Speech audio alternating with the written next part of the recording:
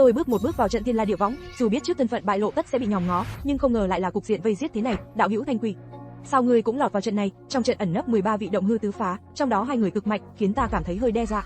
May mà không có tồn tại ngũ phá. Thanh Quỷ phải không? Tại hạ cửu trung của đạo sinh tử, đến đây chỉ là cầu xin thứ trên người đạo hữu. Minh Luân sinh tử kinh, giao kinh văn ra, hôm nay có thể không ra tay với ngươi, tiền kinh dễ thôi.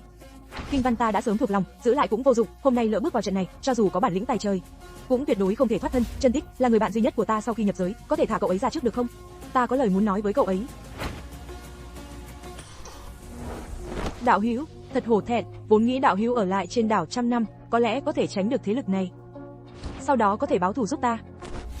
Đạo hữu tứ phá rồi, ta tin đạo hữu chiến lực vô song, đơn độc gặp Ngu Phương, chắc chắn có thể nghiền nát hắn. Một mình đối đầu Ngu Phương và Cửu Trí cũng không vấn đề gì, nhưng 13 vị động hư tứ phá cùng ra tay, thì dù là động hư tứ phá chi pháp cũng không thể chống đỡ.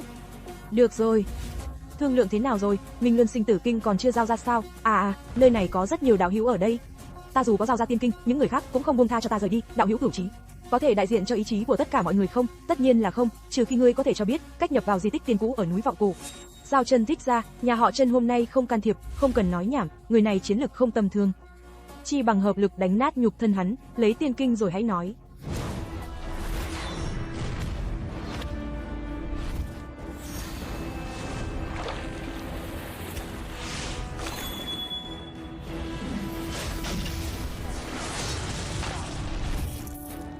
Đây là một vị tứ phá vô địch.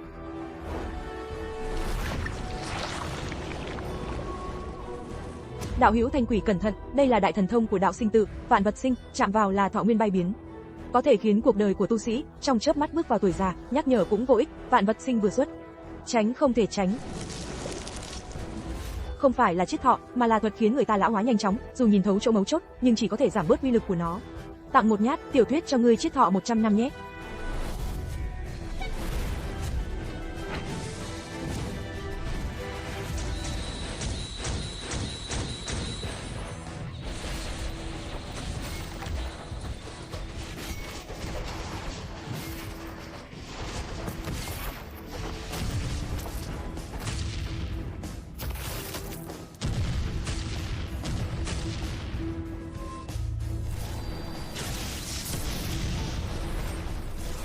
Ha ha ha. Dù ngươi từng ở cảnh giới động hư nhị phá, trong các cuộc chiến nhóm vượt cấp, đánh ra phong thái vô địch, nhưng nay đã khác xưa. Nhục pháp song tu, thật không ngờ, chết ở nơi này thật đáng tiếc. Giao Minh Luân sinh tử kinh ra, cho biết cách nhập di tích tiên cũ, lập đạo tâm thể giới, gia nhập minh cung của ta, hôm nay có thể bảo vệ mạng cho ngươi. Ngươi đang làm gì vậy? Ngọc Thanh Tủy, Phục Vân Chi, sinh sinh bất tức đan, thứ hắn ăn là thuốc tăng thọ vô cùng chân quý. Sao hắn lại có nhiều thế này? Ta vừa uống thuốc, vừa nhìn thọ nguyên tăng lên, tích lũy từ khi nhập thế, cũng chỉ tăng thêm chưa đầy 500 năm thọ hạn, mau chém chết hắn, trước khi chết nuốt thuốc tăng thọ, phí phạm của trời. Những dược vật đó, ít nhất có thể tăng thọ 400 năm, có thể đổi lấy sự che chở từ âm thần. Hừ hừ.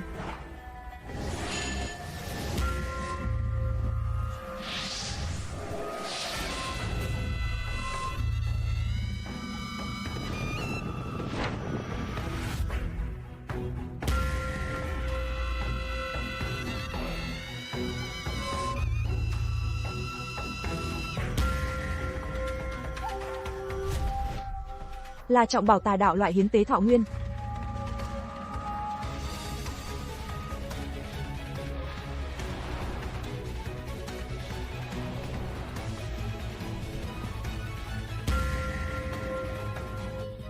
Mau đến hư vô chi thành, hắn còn muốn hiến tế. Chuẩn bị đồng quy vu tận với chúng ta.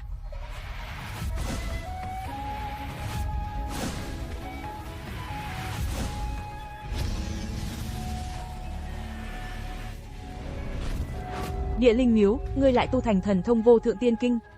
Sau 2 tiếng chuông, hiện giờ có thể gây phiền phức cho ta, chỉ còn lại 2 vị động hư tứ phá. Số còn lại vì thực lực yếu kém, từ đầu đến cuối chưa từng ra tay, Sử Ly Nguyên Lê cách Lệ Thọ Trung xa nhất, tạm thời không có lo lắng về việc hết thọ. Pháp thân rời thể, gặp địa linh miếu tất phải nhập, kẻ này không cho chúng ta trở lại bất kỳ đường lui nào. Hừ hừ.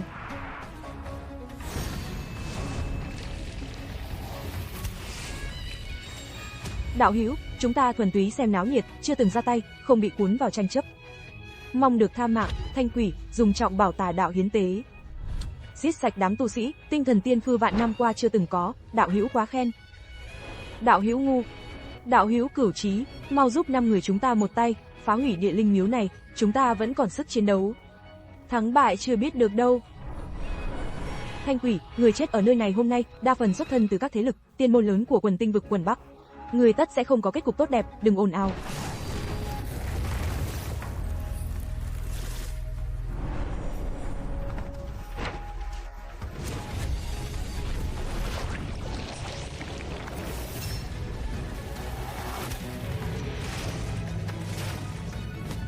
Cho ta chết, Vương Hoàng Tuyền không dễ đi, bước sai cửa ải chuyện gì cũng dừng.